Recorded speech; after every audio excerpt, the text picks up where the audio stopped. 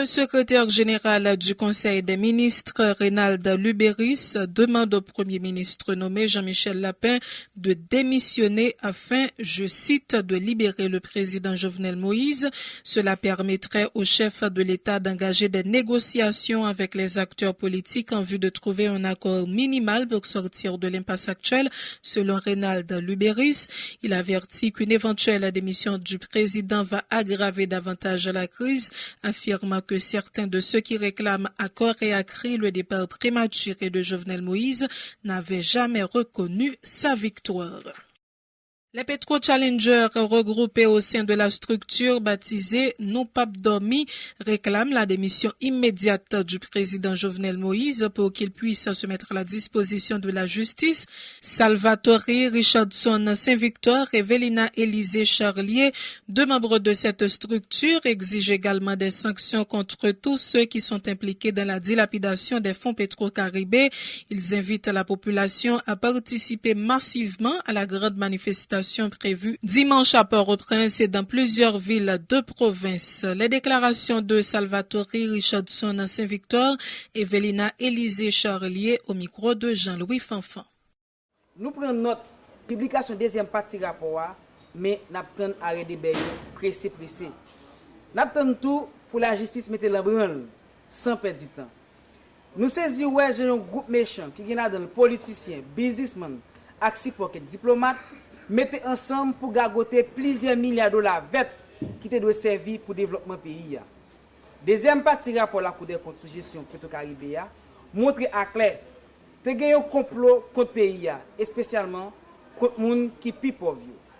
L'argent Petro-Caribé, c'était l'argent qui était doué et des gens qui sont plus mal.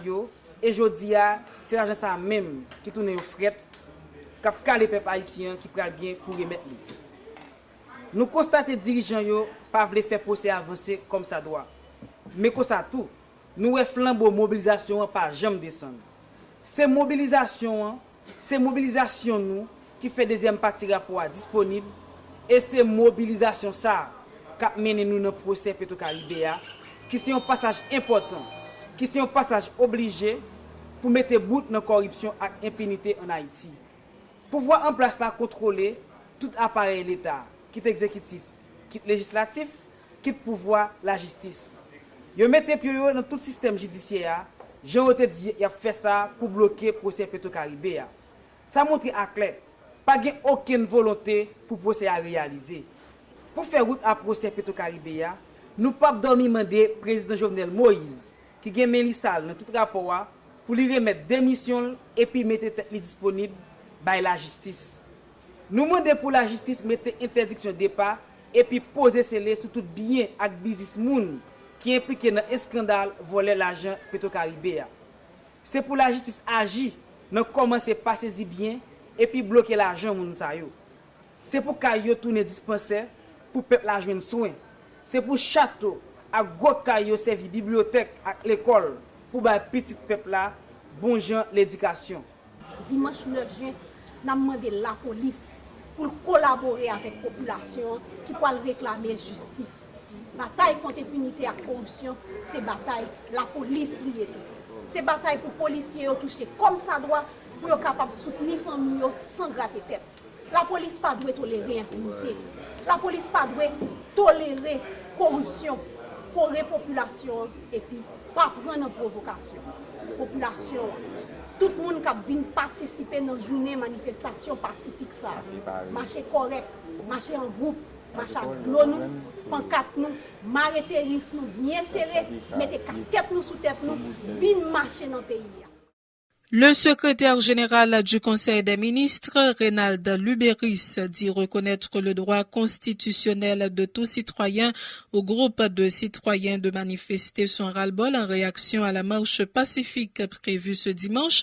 Il souligne cependant la nécessité pour les manifestants de laisser à ceux qui ne participent pas aux manifestations la possibilité de vaquer librement à leurs occupations. Reynald Lubéris appelle les forces de l'ordre et la justice à sévir sévir avec la plus grande rigueur contre les éventuels fauteurs de troubles. Le secrétaire d'État à la communication Eddie Jackson Alexis informe pour sa part que la police a été instruite d'assurer la sécurité de tous ceux qui auront à participer à la manifestation de dimanche ainsi que ceux qui choisiront de vaquer à leurs activités. Il invite les protestataires à éviter les casses.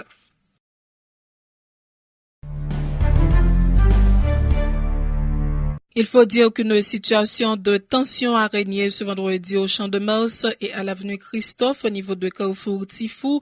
Des individus se réclamant de l'opposition ont érigé des barricades de pneus enflammés et de pierres dans plusieurs artères au centre-ville. Suivez.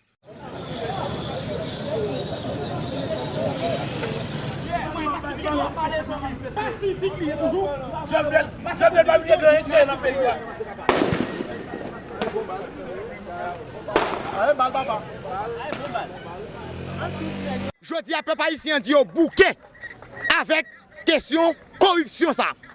Côté aussi t'es non président, dit président qu'on a volé l'argent de l'État. 69 fois. Je dis à président pas de dignité, il pas de légitimité pour continuer à diriger le pays encore. C'est ça que fait nous-mêmes au niveau Convention nationale démocratique populaire, nous camper dans la OUIA pour nous dire Jovenel Moïse, personne ne peut pas pressionner dans parce que François Duvalier était 300 000 toto macoute. Peuple haïtien était campé en face lui, je dis avec tout le régime rétrograde, dictatorial, autoritaire qui a établi dans le pays, parce que je dis, il y a des gros combats qui fait jodi pour nous gagner à qui ça yo. Que Jovenel, que tout projet ça on amène, qui entre sous combien de films qui procédé, Jovenel c'est ingénieur, Jovenel c'est agronome, Jovenel c'est médecin. Bon, directement, Jovenel, avant il y a moi-même personnellement, moi je suis comme directeur de santé publique. Je ne comprends pas, ça veut dire qu'on est président de la République, qu'on a dans tout ça. Des membres du comité des organisations syndicales, populaires et politiques ont organisé un sit-in devant les locaux du ministère de la Justice. Ils entendaient continuer d'exiger que les dilapidateurs des fonds Petro-Caribé soient mis aux arrêts.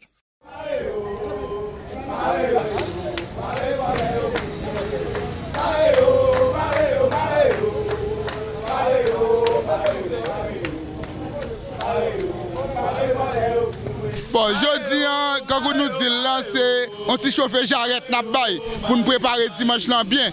Parce qu'on est on jazz qui va jouer, il faut qu'il fasse répétition. Quel que soit côté le sorti, qu'il est dans la présidence, qu'il est dans le ministère, qu'il est dans le secteur privé, il faut que tout le maré juge convenablement. C'est pour ça que nous prenons la nous venons devant le ministère de la Justice pour nous dire ministère de la Justice pour que les commence pour responsabilité. Si c'est ministre puis au premier maré, puis au maré ministre et nous dit ça avec le monde entier et que si nous ne voulons pas que faire justice la population libre la balle. Jovenel commet trop de crimes dans le pays. Par exemple, massacre la Saline, son massacre d'État, c'est même pouvoir d'elle.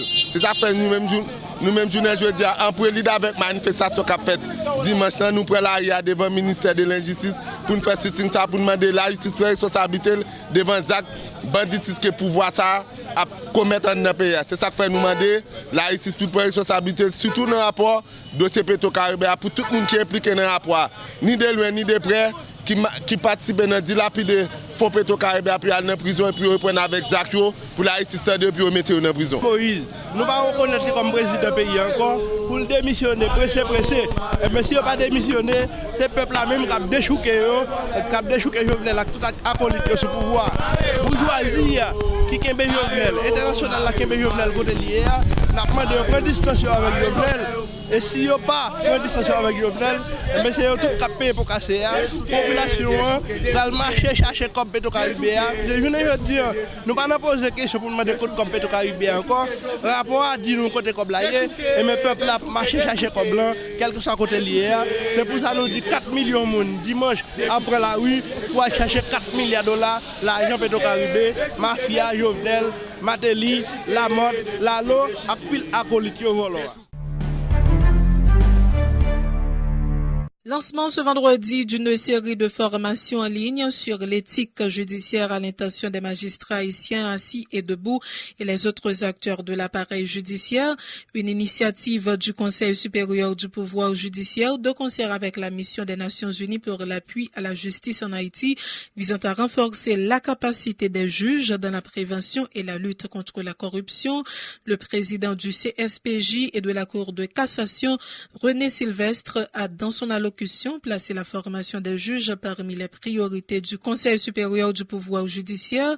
Cette formation permettra aux juges de s'outiller à travers les principes de Bangalore sur la déontologie judiciaire. Pour arriver à transformer la justice et lui permettre d'avoir un regain de confiance, le CSPJ croit qu'il faut avoir des acteurs de plus en plus formés, tant au niveau de la magistrature assise que de la magistrature debout. Comme je l'avais bien fait ressortir lors de mon investiture à la tête du CSPJ, la formation continue des magistrats est une priorité de l'heure et constitue l'essence du changement tant souhaité dans le système judiciaire. Dans cette optique, vous pouvez comprendre combien je suis heureux ce matin de pouvoir lancer ce programme de formation continue des magistrats. Ma joie est d'autant plus grande quand je constate que beaucoup d'autres entités ont aussi compris l'urgence de former davantage les magistrats qui ont la lourde mission de dire le mot du droit dans les litiges portés par devant les juridictions de jugement. Au nom des autres membres du CSPJ et en mon nom personnel, j'adresse mes sincères remerciements à la mission des Nations Unies pour l'appui à la justice en Haïti, Minijust, au ministère de la Justice et de la Sécurité publique, MJSP, à l'école de la magistrature, l'EMA, à l'unité de lutte contre la corruption, ULCC, à l'Organisation des Nations Unies, à travers l'Office des Nations Unies contre la drogue et le crime, ONUDC. Pour sa part, le directeur général de l'unité de lutte contre la corruption, David Basile, a mis l'accent sur l'importance de cette formation dans la perspective du renforcement du système judiciaire haïtien. Le major David Basile. Certes, le projet a été initié par l'ULCC, mais sans l'appui des membres du Conseil supérieur du pouvoir judiciaire, CSPJ, Haïti n'aurait jamais pu faire partie des États pilotes à intégrer cette plateforme internationale. Cette démarche consiste à renforcer la capacité des magistrats haïtiens et est totalement conforme avec la mission globale de l'ULCC qui est, selon les dispositions du décret du 8 septembre 2004 portant sa création, de promouvoir une culture d'intégrité au sein des pouvoirs publics. Et de fait, il a toujours paru indispensable à nos yeux de faire la promotion des pratiques et d'agir en amont sur les comportements des agents publics en vue d'éviter la perpétration d'actes de corruption. Cette formation sur l'éthique judiciaire, rappelons-le, est principalement destinée aux magistrats judiciaires.